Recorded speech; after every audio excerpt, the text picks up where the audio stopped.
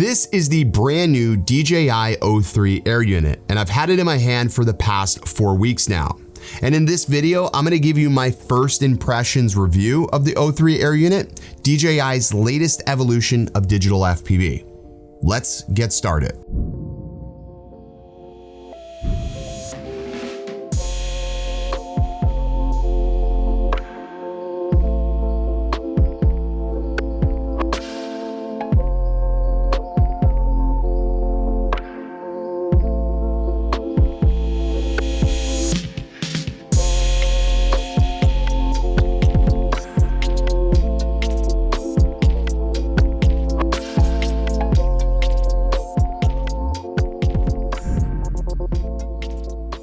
What's good, everybody? Ken here. You're watching OriginaldoBo, and today we are taking a closer look at the DJI O3 Air Unit. This is their latest evolution of digital FPV. But really quickly, before we get too far into this video, if this is your first time here on the channel, you like FPV, you're into drones, be sure to hit that subscribe button before you leave this video, and drop this video a like if you're interested in digital FPV content just like this.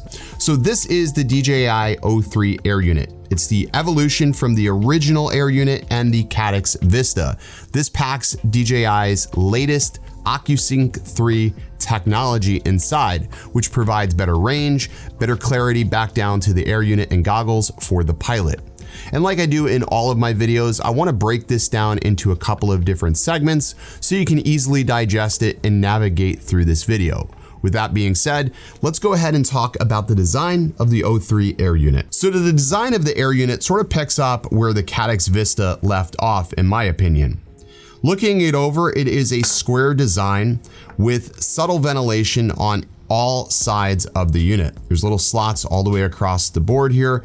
There's a 6-pin JST connector, which will connect to your flight controller. You have a USB-C port here, a micro SD card slot, and then you have your camera cable and antenna cable. The antenna cable is comprised of 2 antennas, left and right, that head into one singular unit. I really like this design.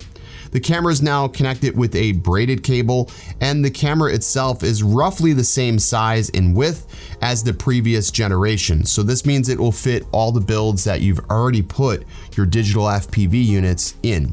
The front of the camera is comprised of mostly glass, and this is a non-removable, non-replaceable glass element, unfortunately.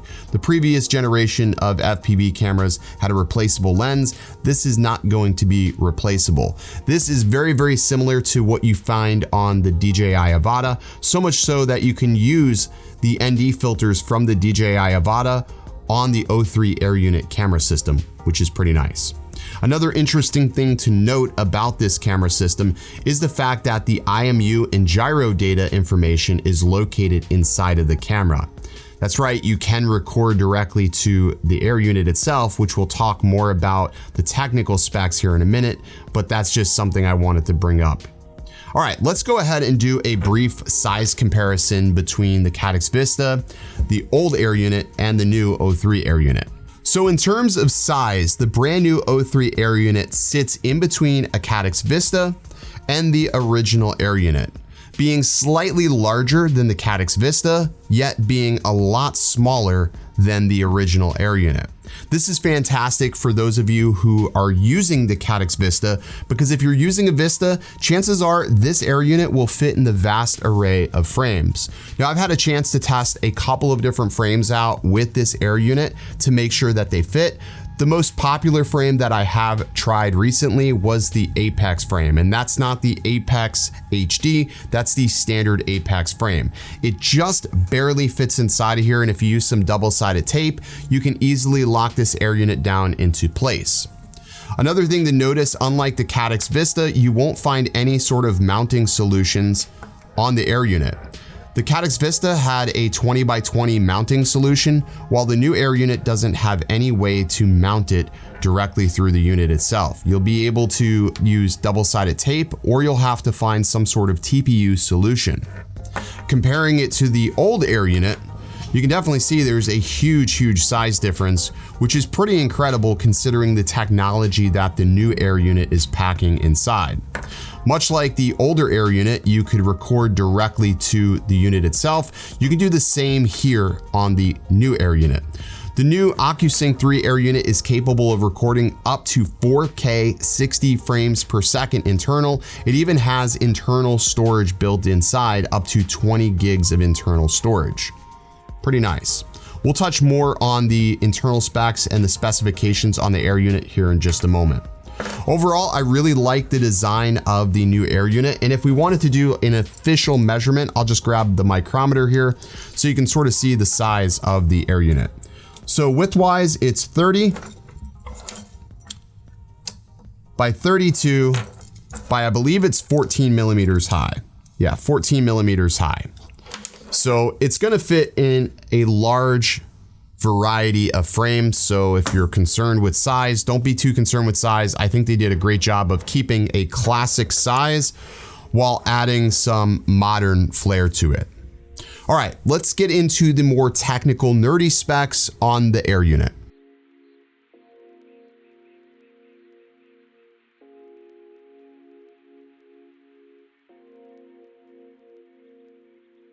Okay, so like I said, the Air unit itself can record internally up to 4K 60 frames per second. I already alluded to the fact that there is a gyro IMU information built into this as well. So not only can you record internally like you could on the first Air unit, but now you can record stabilized footage as well. Now that stabilized footage is done with EIS through Rocksteady, or if you don't want to use Rocksteady on the camera itself, you can go ahead and record and stabilize via GyroFlow. So that is a nice option that they are giving you. 4K 60 is done only in 16:9 in the wide aspect ratio. So much like the Avata, you won't get an ultra wide field of view, and you're not going to be able to switch over to the 4:3 viewpoint. However, if you do like flying 4:3, you'll find solace in knowing that if you switch to the lower resolutions like 2.7K and 1080p, you'll be able to switch over to 4.3 while maintaining Rocksteady on. This was something that I found very useful because Rocksteady on at 4:3 in 100 frames per second, I was still able to maintain a 30 millisecond of latency down to the Air unit. So I'm a 4:3 flyer, always have been. I found that to be very, very useful. All right, so I just wanted to go ahead and make an amendment to the range specifications. It's 6.2 miles or 10 kilometers if you are in FCC, but if you're in CE, it's 2 kilometers. So just something to keep in mind when you think about the range on the new Air unit. All right, back to the video. Sort of crazy when you think about it that you're going to have more range than you will likely have battery life in many instances. When I read those specs, I was sort of like, holy crap, this is what we wanted. In my testing, I found that the range is pretty excellent. I've also found that the penetration behind objects to be equally as good. I had no complaints as far as video transmission and overall penetration through buildings. I don't think that anybody will have any problems or find many issues with that. How I've been flying this, I have been using the DJI FPV RC2. This works perfectly with the new Air unit, and you can use all of the switches like you normally would and configure all the modes in beta flight. It works awesome. This is a very familiar RC to me because this reminds me a lot of the Tango 2, so I felt right at home using this and flying my quads with the FPV RC2. I've got a couple of little scuffs on here. I accidentally dropped it the other day, but this thing is pretty well built and it works pretty solid. The C1 button works as a mode. The home button works as a mode. The record button works as a mode. All of these buttons work as modes, which I think is pretty fantastic. I primarily just use the switches because that is what I'm most accustomed to. But if you didn't want to use the switches, you can use the actual push buttons, and those work fine as well. They work as momentary switches or they work as physical buttons themselves. So pretty cool to be able to use that.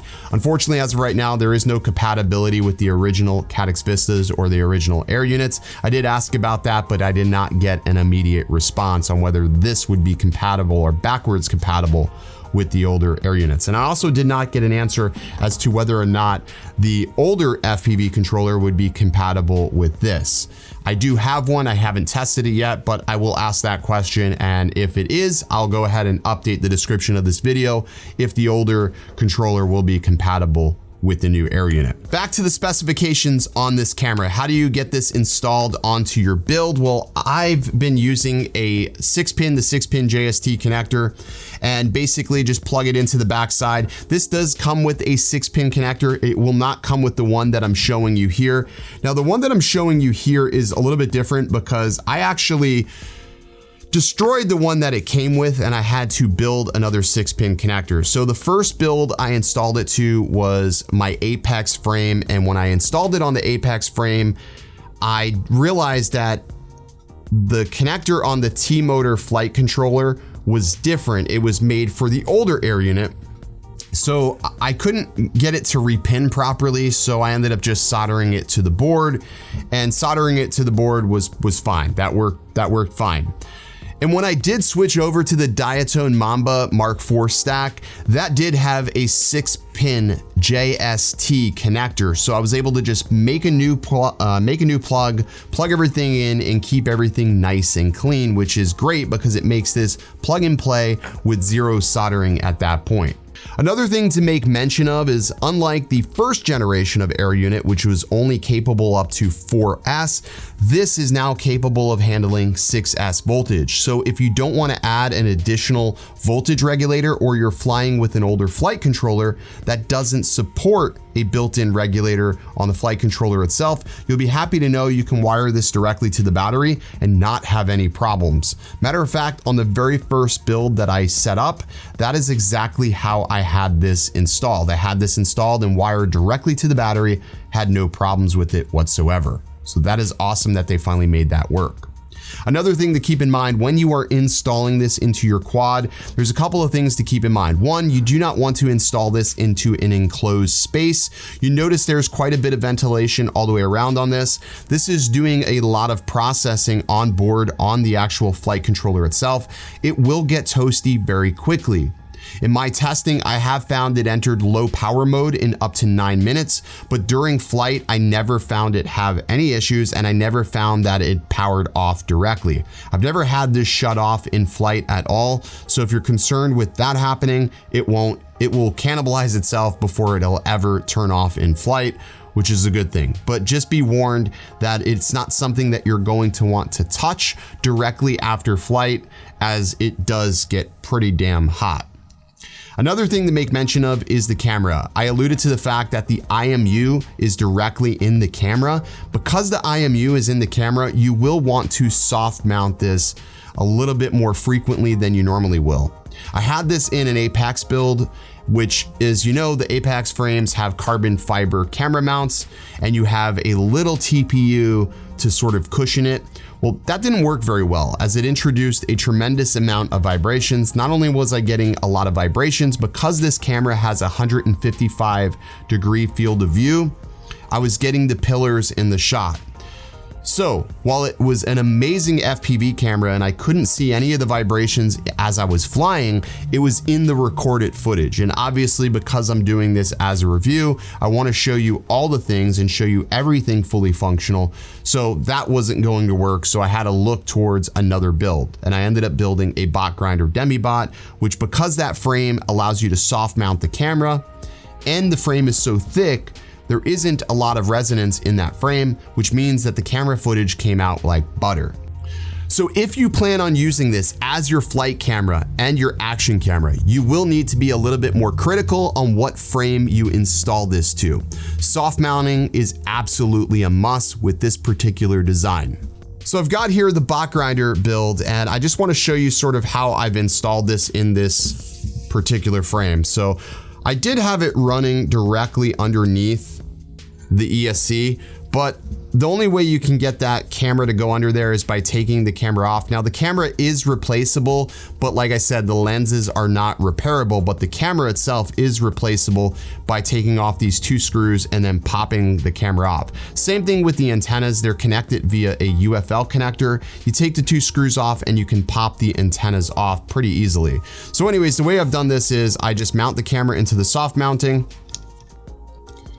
I'll put it back over the flight controller. I route the JST connector, plug the JST connector in. I made a TPU mount for the air unit, and that just holds the air unit in place, and it just sits back there just like that. Now again, I could double side tape it if I want it, but because they only sent me one air unit and I was testing multiple builds out, trying to figure out what works and what didn't work, I didn't want to double side tape this to the frame. All right, with that being said, let me go ahead and play some sample comparison footage. I have a lot of footage with the DVR, without the DVR, Action 3, and a GoPro, so you can sort of see where this camera falls into the mix and what the clarity back down to the goggles looks like.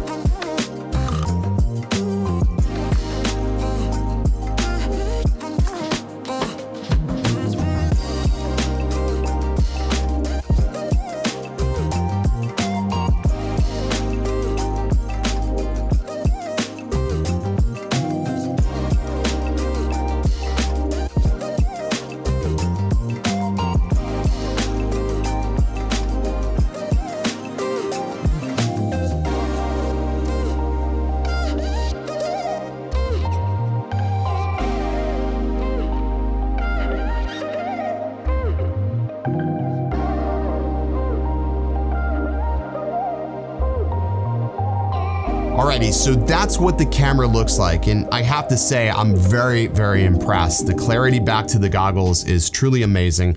The latency, it's there, but it's not something I don't think that many pilots will notice. If you're flying for freestyle, you're gonna wanna be flying in the 4x3 mode, obviously in 1080p, 100 frames per second. That's gonna give you the lowest amount of latency. I believe if I'm not mistaken, the latency drops from 30 seconds to 28 milliseconds in that mode. But if you're flying in 60 frames per second, that latency can creep up. I have a full list of specifications. I'll be sure to put that in the description for you as well. Now you can also fly this with the V2 goggles. So if you don't want to use the goggles 2, you can use the version 2 goggles as well. But I have not flown it with the V2 goggles. I have only used the goggles 2 just because I like the size and portability of these goggles. And it's just convenient to throw everything in one bag. So really, really nice. All right, one thing I do want to make mention, as you were looking over that footage, you may have saw that footage coming out of the Chimera 7 Pro. The Chimera 7 Pro has canvas mode turned on. For some reason, I cannot get that turned on in my diatone build, no matter what I do. There was no hackery, there was nothing that I did to make that work. Straight out of the box from iFlight, that is how the OSD looked, and it's amazing. So canvas mode is supported on this. So if you want to get all the elements that you would normally get from Betaflight into your OSD, you can do that. However, this only works on beta flight 4.3 and above. So keep that in mind that if you're looking to get this done, you want to be on the latest version of beta flight, which will be 4.3.1.